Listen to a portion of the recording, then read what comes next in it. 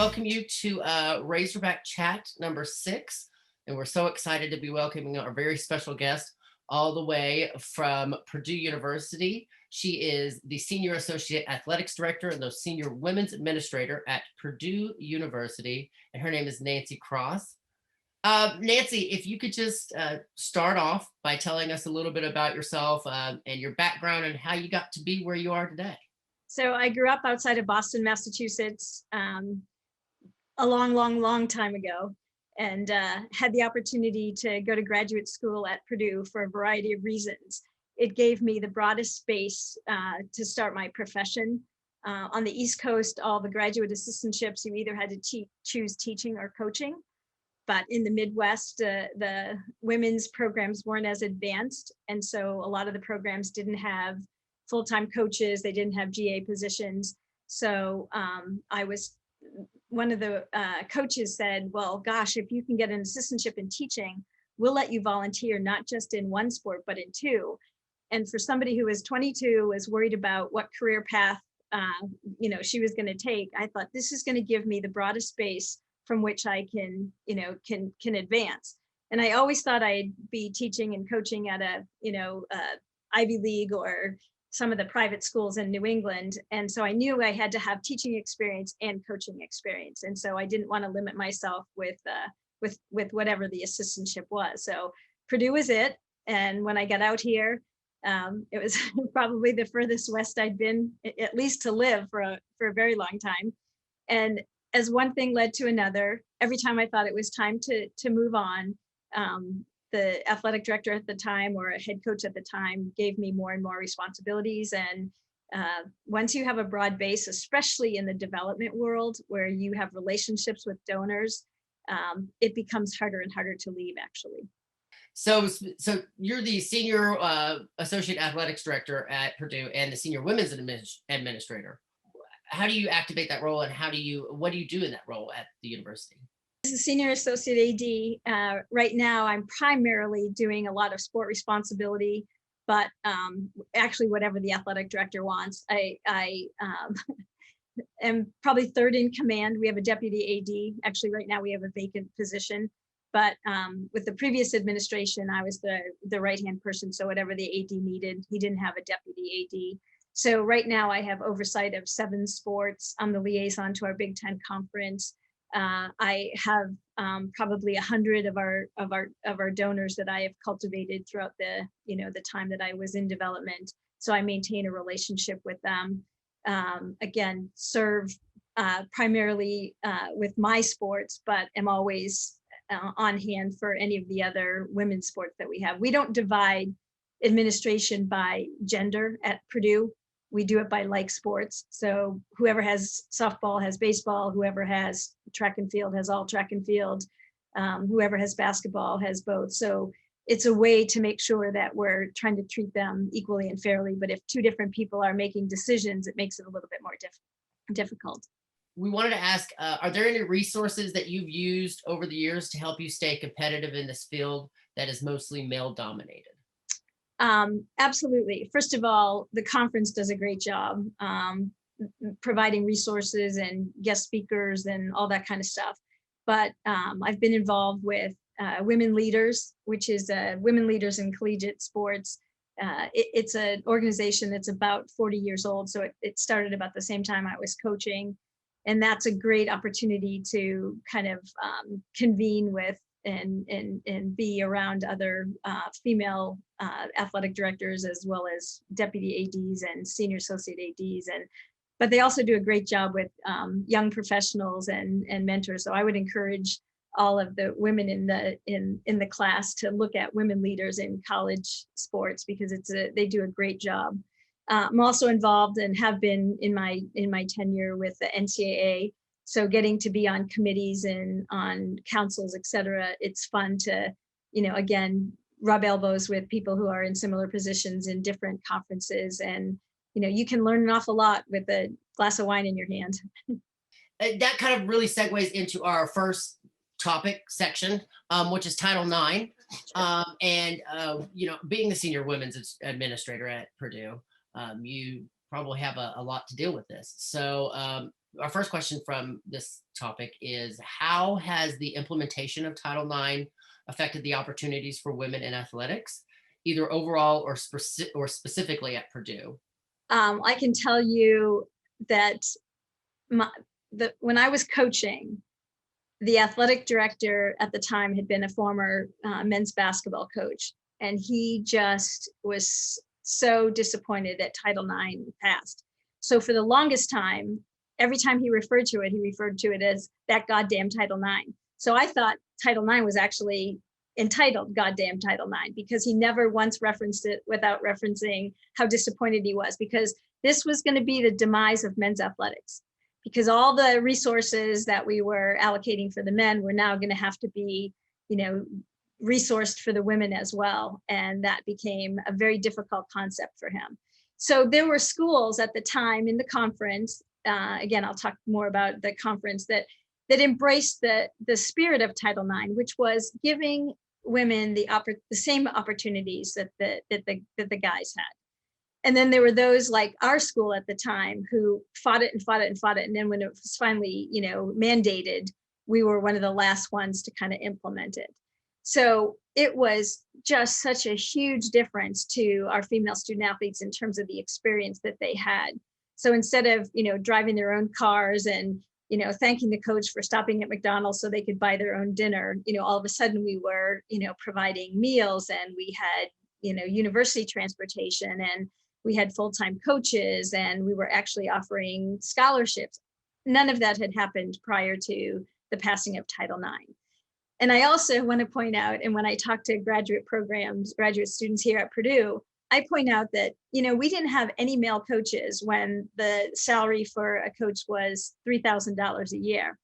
Now look at, even the Final Four and the Elite Eight and the Sweet 16, the number of male coaches. Now that it's, a multi-million-dollar business and they can actually be financially rewarded for what they love to do, men have benefited from Title IX in a lot of ways that we sometimes fail to recognize. So what it's done for women has been absolutely unbelievable, but it's also done a tremendous amount for not only men who want to coach, but also I feel at Purdue and within the conference that our men's Olympic sport programs have benefited tremendously from if you're going to do it right for the women, then you have to do it right for everybody. Up until Title IX came, it was really basketball and football, and occasionally, depending on where in the country you were, ice hockey. Those three sports got everything, and our swimming programs and our track athletes and our soccer players, they struggled. They were treated primarily the same way that the women were. So I think Title IX has had a huge residual benefit, not just for the women, but for how we treat our male athletes as well. So kind of moving on with the Title IX. So touching a little on the recent NCAA experience, we talked about that. The NCAA tournament for the women's was an obvious difference. There was an obvious difference in treatment that was highlighted by social media. That's what really blew it up. So what are your thoughts and feelings on that whole situation regarding the weight room, the food, the gear, the kickback that they get, the little gifts that they get? Well, what are your feelings on that? I find it deplorable, but it's not a new problem. What I love is the fact that social media has made it everybody else's issue now. To me, it's a systemic problem. I am very disappointed in the leadership of the NCAA and the fact that everybody's sensitivity was heightened, Jeremy, when they announced that men's basketball was going to be in a bubble in Indianapolis because that was the best thing for the safety and the welfare of the student athletes. And everybody started asking the question, well, if you're doing this because you're going to protect the male basketball players, what are you doing for the women? So at that point, they should have reflected on the fact they never should have made the announcement without making them at the exact same time. So that was already starting the conversation about the huge disparity between how you were treating the men's tournament and the women's tournament. So then you rush around and run to San Antonio and try to get hotels and whatever. And then you announce that oh, guess what? In order to protect the safety and the welfare, we feel that the bubble is the best way to go, and we're going to do it for the women. That is way too little, way too late. And then you compound that with, you know, a yoga mat that you ask the kids to clean, no, like one rack of weights, and then you say, well, we didn't have the room, and the young lady that took the video showed an absolutely huge empty room of, you know, in the ballroom at a hotel. So again, even the reasons that they were giving couldn't be substantiated. So my issue is that the leadership of the NCAA should not allow men's basketball to be one silo and women's basketball to be another silo.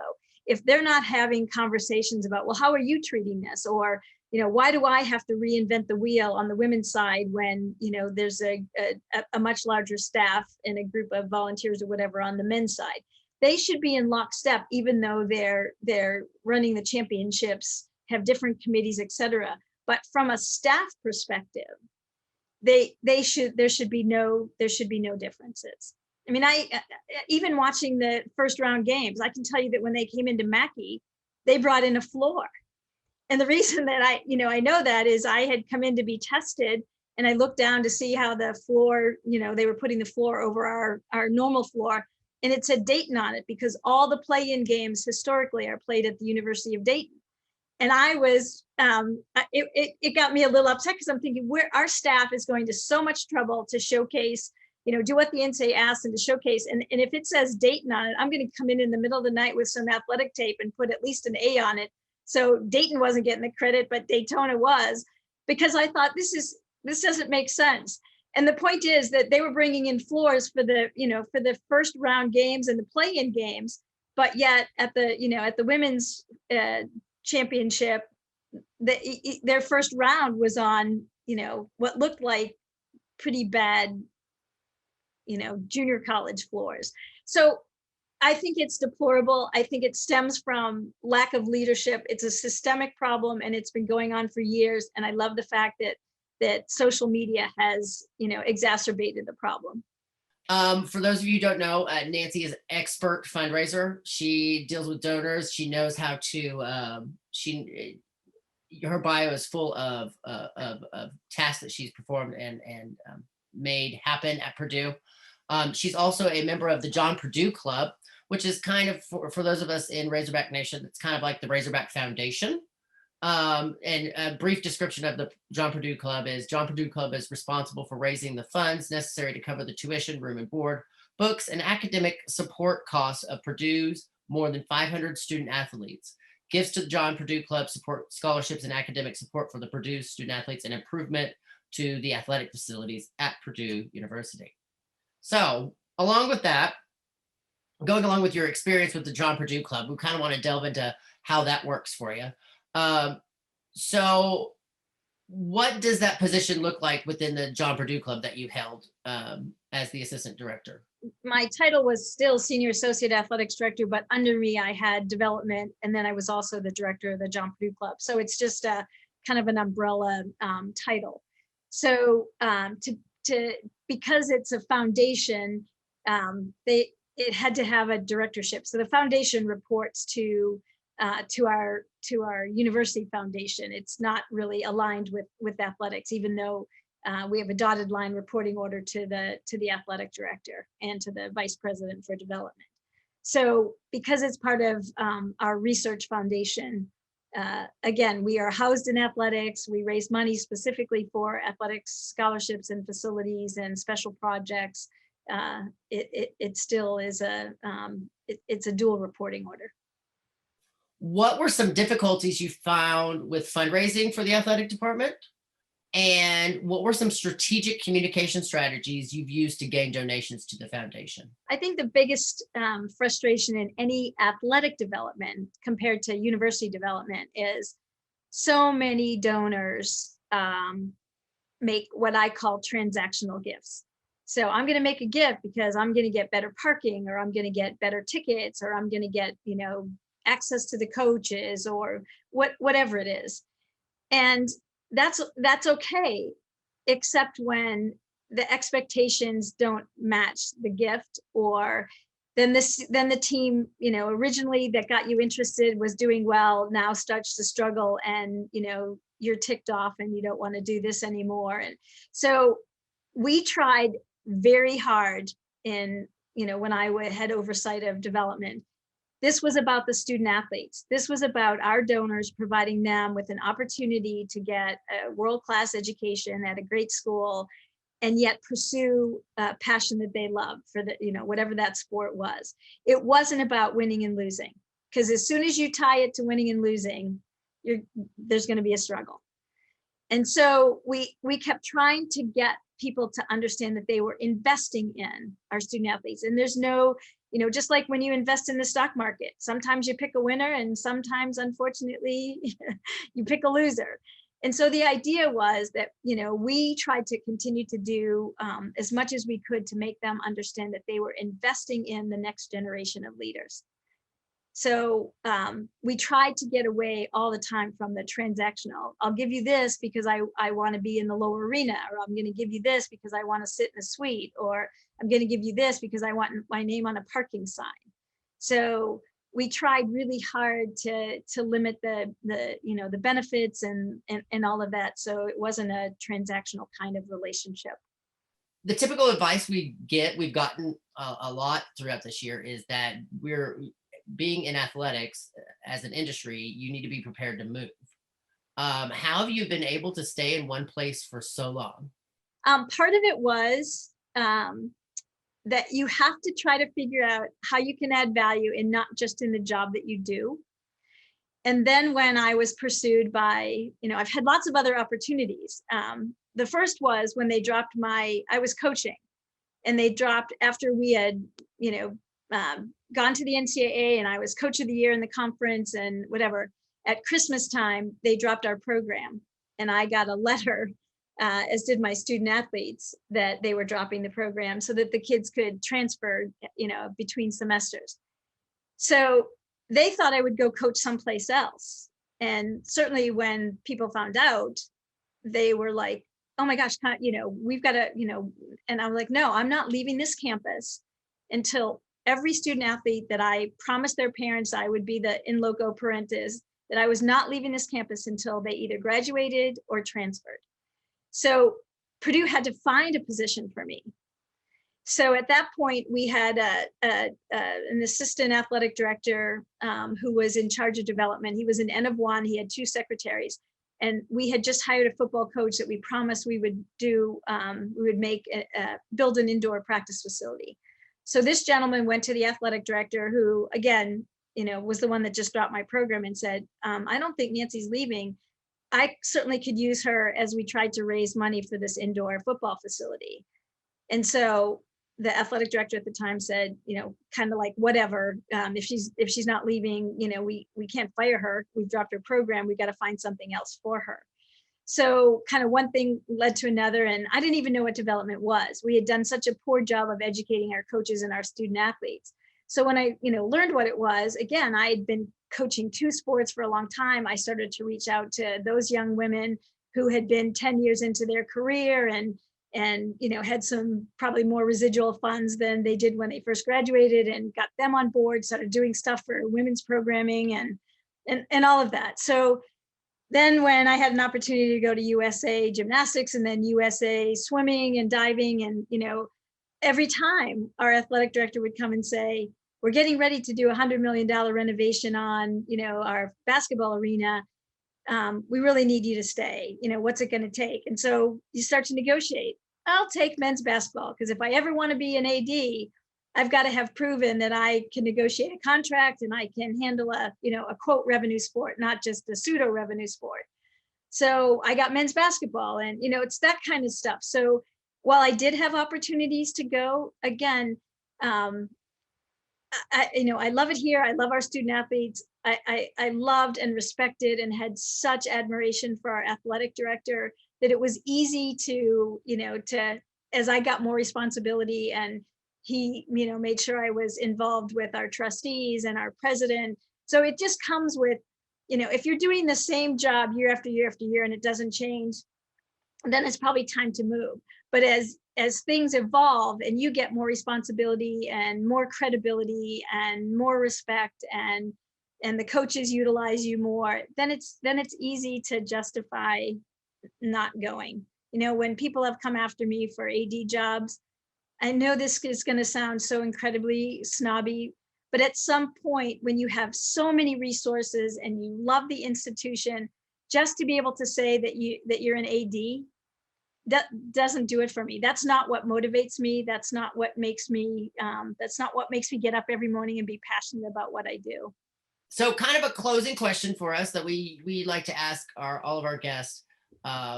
This class, most of this class is getting ready to graduate, and we're finding uh, jobs within the athletic industry. What kind of advice do you have for those applying for positions right now and looking at jobs? The first thing is you got to get that first job. And don't think for 1 second it's going to be your dream job. You just have to get that first job. And then from there, it's easier to get your second job, and it's easier to show what you've done and how you've done it. So, as I've talked, as I said, to graduate students, and I mentor a lot of them, I kind of give them five pieces of advice. So if you're okay with that, let me just quickly go through that. So the first one is, I never could have imagined where my career would take me. So don't limit yourself. Just because you start someplace, do not think that that's where you're going to be. But also don't be so narrow-minded that you think, okay, I'm going to go and be a athletic director. Well, what if the, Pac-12 commissioner position became open and, you were pursued by that? So don't limit where you think you're going to go. Second, you can only manage the future, but you can learn from the past. So each of us has made mistakes. Well, I've made a lot of mistakes in my career. I try not to replicate those same mistakes. I can manage the future, but I can only learn from the past. And my reputation is my resume. No matter what you put on your resume, you have to make sure that people who are doing the checking and whatever, it's going to be corroborated that what you say is exactly what you've put down. So I tell people all the time, stop worrying about, your resume, worry about what your reputation is, because that's what's going to get you noticed. That's what's going to help as you network. That's when people are going to go, oh my gosh, we have a position open at Purdue. I'm going to go after Jeremy because I was so impressed with whatever. When I was in high school, we had to read the book We Clos, which is Jean-Paul Sartre book. And it's basically about hell. And the whole thing is about finding what your passion is, because if every day you don't do what you like, it's hell. So you got to find what your passion is. And even though right now you guys are all in a graduate program in sport management, you may think this is what you want. When you get out into the real world, if you're not willing to work nights and weekends and do all kinds of crazy schedule stuff, then figure that out so that you can go do something else, but find what your passion is. And then in your first 3 or 4 years of a job, strive for 5 years of experience, not 1 year of experience that you've replicated 5 times. So as I'm interviewing people and I talk with with young people who are applying for our jobs, I want to see on their resume how each year they've increased their responsibility, they've increased their breadth of what they've taken on, what they've volunteered for. Those are all the kinds of things that tell me this is just not an 8 to 5 job for this person. And then I always recommend a book. So my I don't know if any of you have read this, but this is my favorite book to recommend to young professionals. It's called The Generosity Factor by Blanchard and Kathy. And it talks about significance and impact over success. So again, The Generosity Factor by Blanchard and Kathy, because I think sometimes we all define success as, the huge house with the white picket fence and we're making lots of money. But sometimes, and again, I should have answered the question in the chat about that. You can stay at a place if you think that you have impact and that you think you're adding value, as opposed to just job chasing for the money. That is invaluable advice, that coming from somebody that's way up there and that has the experience. So listen to that. Make sure you check out the book. But that does it for Razorback Chat this time. We thank you so very much for taking time out of your busy schedule to come join us, Nancy.